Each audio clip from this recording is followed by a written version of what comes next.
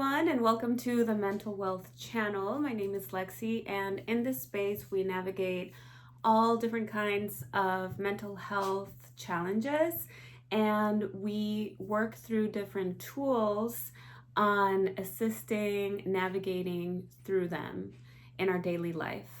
As a person with lived experience with mental health, I have come across some tools that have been so helpful to me, and I would like to share them with you because it might work for you as well. Today we are on our second episode, and I am so excited to share my favorite topic, which is gratitude and gratitude lists. So I love this topic because the practice of writing down things I'm grateful for in a daily basis has changed my life completely.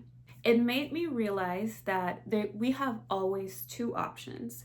We can always focus on negative things. There's always something negative to focus on, and there's always something positive to focus on.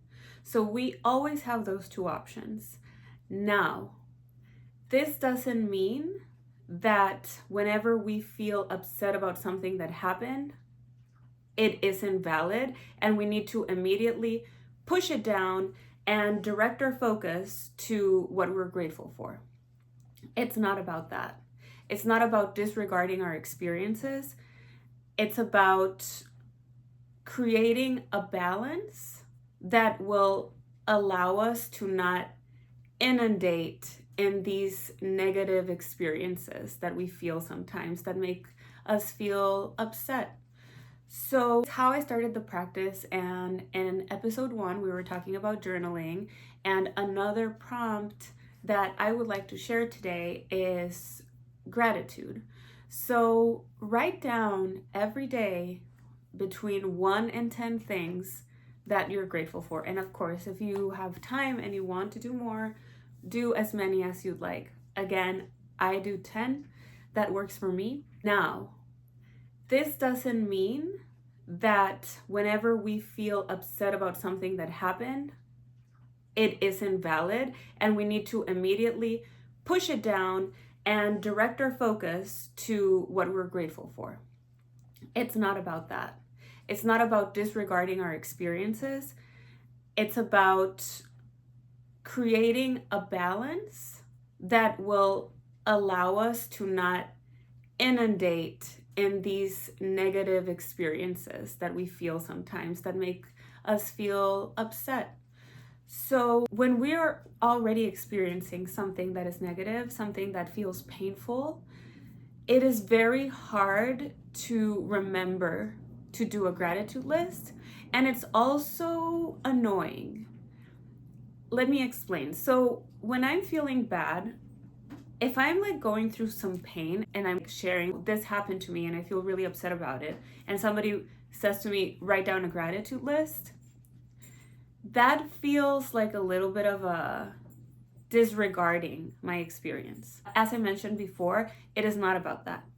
We accept our experience. This is how I'm feeling, and that is okay. But if we have the practice of doing the gratitude in the morning, in the entirety of the day, we can accept that we have negative experiences, but we already started our day thinking about positive things in our lives. And if you are brave enough and you are feeling so much pain, and in that moment, because you've been practicing for so long, you can think, you know what?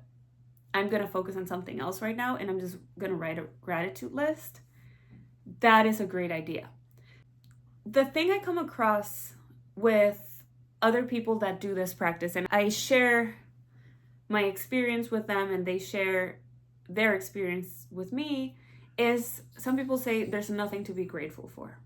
I have nothing to be grateful for today. And that is just a way to maintain a negative feeling. And it's okay to acknowledge this is not the time where I want to feel grateful. If you're going through something and you're like, I have nothing to be grateful for, it's like, yes, every single person has something to be grateful for. Every single person. I might get backlash for this, but it is simply the truth. When I've said in the past, I have nothing to be grateful for, that is just something that will sustain the feeling of pain. And if that is where I am in my recovery, that is fine. But then I can look with courage the next day or when the feelings subside. I didn't have the space to try to do something different while I was feeling pain. Maybe next time when I'm feeling like there's nothing to be grateful for, I'll put a little more effort into finding what I can be grateful for. And I can tell you examples of this because sometimes it does feel like there's nothing to be grateful for because we take so many things for granted. So many. So when there's really nothing that is happening in our life or in our situation that we feel grateful for, we can always come back to the basics. The basics are always there. Think of a song that you heard that made you feel good at one point in your life. If you didn't have a sense of hearing, you wouldn't be able to listen to that song.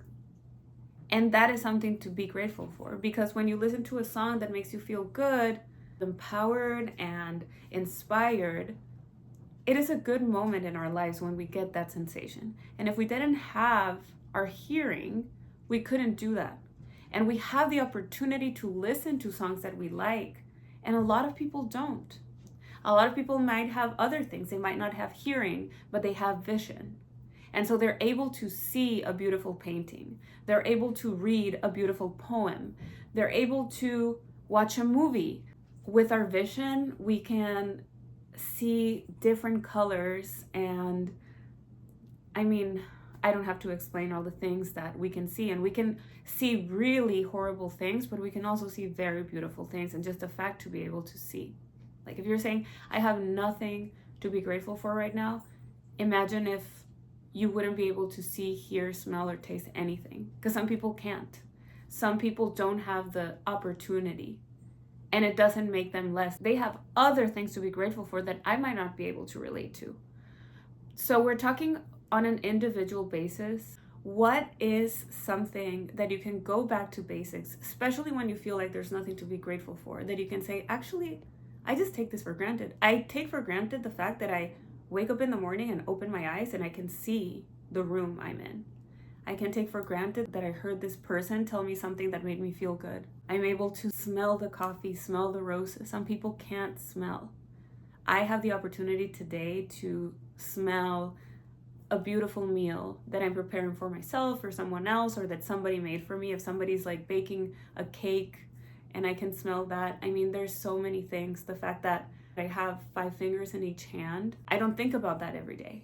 I wake up in the morning and I just assume that that's the way are supposed to be and things are, and that nothing's ever gonna change, and I'm just gonna walk around with a healthy body. And to remember, wait, today I have a healthy body. So there's so many things to be grateful for all the time, every day. And like I said, that doesn't mean we have to disregard our painful experiences, but we can balance it out with a focus on the things we do have, which is always there. And I would love to hear any comments or advice on gratitude, things that you are personally grateful for, things that you would like to remember to be grateful for, and let me know what you think. I would appreciate it if this has been helpful for you, if you would subscribe to my channel and share it to somebody who might benefit from it.